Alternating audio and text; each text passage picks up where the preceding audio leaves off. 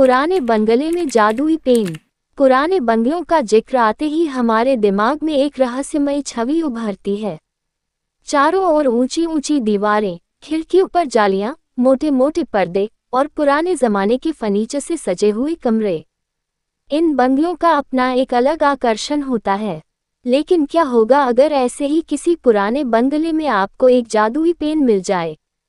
एक ऐसा पेन जो आपकी कल्पना को साकार कर सके, आपकी कहानियों को जीवित कर दे और आपके जीवन को एक नई दिशा दे। ये कहानी शुरू होती है एक ऐसे ही पुराने बंगले में, जहां सालों से कोई नहीं गया था। शहर से दूर एक छोटे से गांव के किनारे बसा ये बंगला चारों ओर से पेड़ों से घिरा हुआ था। लोगों का कहना था कि इस बंगले में किसी समय में एक मशहूर लेखक रहते थे, जो अपनी कहानियों के लिए जाने जाते थे। उन्होंने कई किताबें लिखी, लेकिन उनकी आखिरी किताब अधूरी रह गई थी। लोग कहते हैं कि उस किताब को पूरा करने के लिए उन्होंने एक जादुई पेन बनाया था, जो उनके शब्दों को हकीकत में बदल सकता था। लेकिन उनकी मौत के बाद वह पेन गुम हो गया।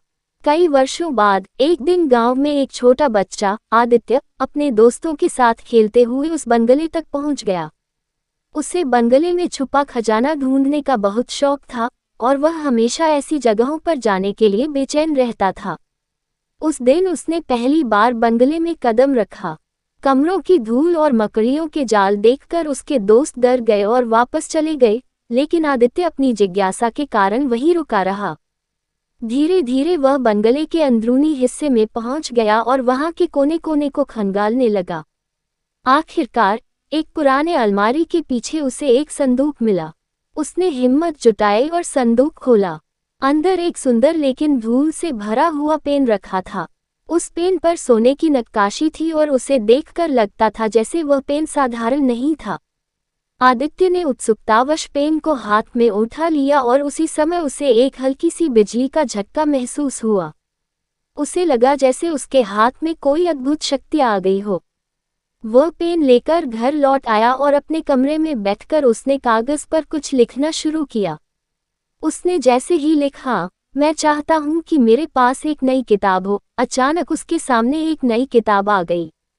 वह हैरान रह गया। उसने और भी कई बातें लिखकर देखीं, और हर बार जो कुछ भी वह लिखता, वह हकीकत में बदल जाता। ये देखकर आदित्य को समझ में आ गया कि यह पेन साधारण नहीं, बल्कि एक जादुई पेन है। आदित्य ने उस पेन की शक्तियों का फायदा उठाकर कई सारी चीजें प्राप्त की। उसने अपने लिए नए खिलौने, नई किताबें और कई सारी खाने पीने की चीजें भी मंगाई। लेकिन धीरे धीरे उसे महसूस हुआ कि वह उन चीजों का सही मायनों में आनंद नहीं ले पा रहा है। उसने समझा कि मेहनत से हासिल की गई चीजों का ही असली सुख होता है। एक दिन आदित्य ने सोचा कि वह इस पेन का उपयोग किसी अच्छे काम के लिए करेगा। उसने अपने गांव में एक सुंदर बगीचा बनाने का सपना देखा था, जहां सभी लोग आकर बैठ सके, बच्चे खेल सके और बूढ़े आराम कर सकें। उसने पेन से एक बगीचा बनाने की इच्छा व्यक्त की। पेन ने उसकी बात को सुनकर तुरंत बगीचा तैयार कर दिया। गांव के लोग इस नए बगीचे को देखकर बहुत खुश हुए और आदित्य को धन्यवाद दिया। लेकिन इसके बाद पेन ने काम करना बंद कर दिया। आदित्य ने देखा कि पेन की चमक अब फीकी पड़ गई थी, जैसे कि उसकी शक्तियां समाप्त हो गई हों। अब वह पेन से कुछ भी लिखता तो कुछ नहीं होता। आदित्य को ये समझ में आया कि जादुई चीजें भी हमेशा के लिए नहीं होती। आदित्य ने उस पेन को उसी बंगले में वापस रख दिया, जहां से उसने उसे पाया था, ताकि किसी और को उसकी जरूरत पड़े तो वह उससे मिल सके। उस दिन के बाद आदित्य ने मेहनत के साथ काम करने और अपने सपनों को खुद पूरा करने की कसम खाई। पुराने बंगले और उस जादुई पेन की यह कहानी हमें ये सिखाती है कि मेहनत और ईमानदारी से हासिल की गई चीज़ों की एक अलग ही कीमत होती है।